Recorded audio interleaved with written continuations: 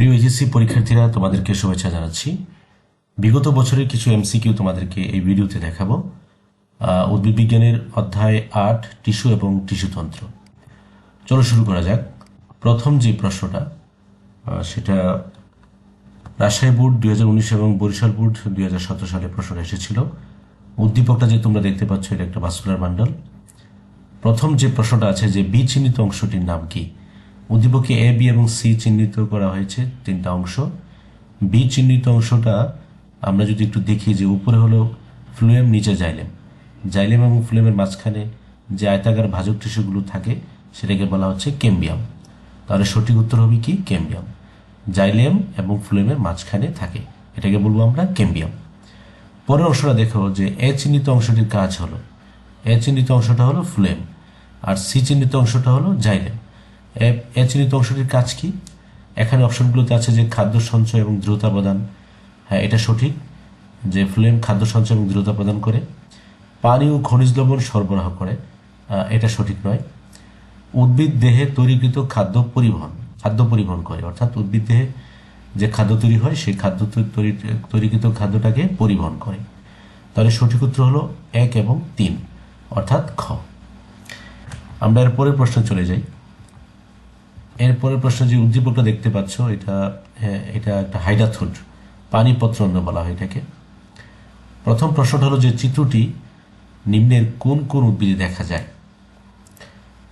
এটা ঘাস জাতীয় উদ্ভিদ যেমন টমেটো, কচু, এরকম উদ্ভিদের মধ্যে দেখা যায়। তো এখানে সঠিক উত্তর হলো কচু, অর্থাৎ কচু উদ্ভিদে এই হাইডাথুডটা দেখা যায়।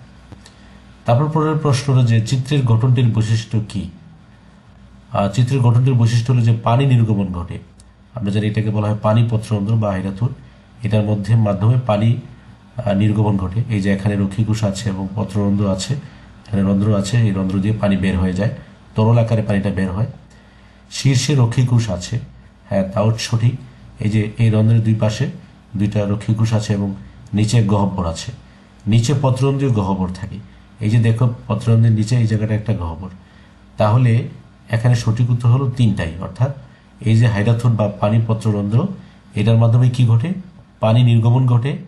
তারপরে শীর্ষে রক্ষীকোষ থাকে, এই যে দুই পাশে দুইটা রক্ষীকোষ আছে, এবং নিচে পত্ররন্ধ্রীয় গহ্বর থাকে।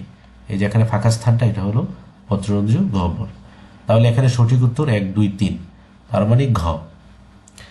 এরপরের প্রশ্ন, এটা বরিশাল বোর্ড 2021 সালে আসছিল। যে তোমরা যে উদ্দীপকটা এখানে দেখতে পাচ্ছ এটা বোঝা যাচ্ছে যেটা ভাজক টিস্যু। এখানে অনেকগুলো ভাজক কোষ দেখা যাচ্ছে। উক্ত টিস্যুটি উদ্ভিদের কোথায় অবস্থিত? আমরা জানি যে ভাজক টিস্যু কোথায় থাকে? কাণ্ডের শীর্ষে থাকে। সঠিক উত্তর হলো কাণ্ডের শীর্ষে। বাকি যে অপশনগুলো আছে ফুলের বোটা, গাছের পর্ব, পাতার বৃন্ত, এগুলোতে নয়। ভাজক টিস্যু থাকে কাণ্ডের শীর্ষে, অর্থাৎ উদ্ভিদের বৃদ্ধি ঘটায়।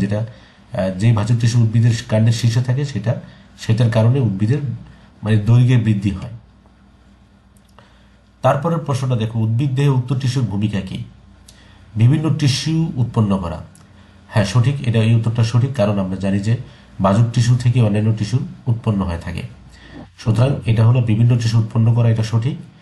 দৃঢ়তা প্রদান করা, এটা সঠিক নয়।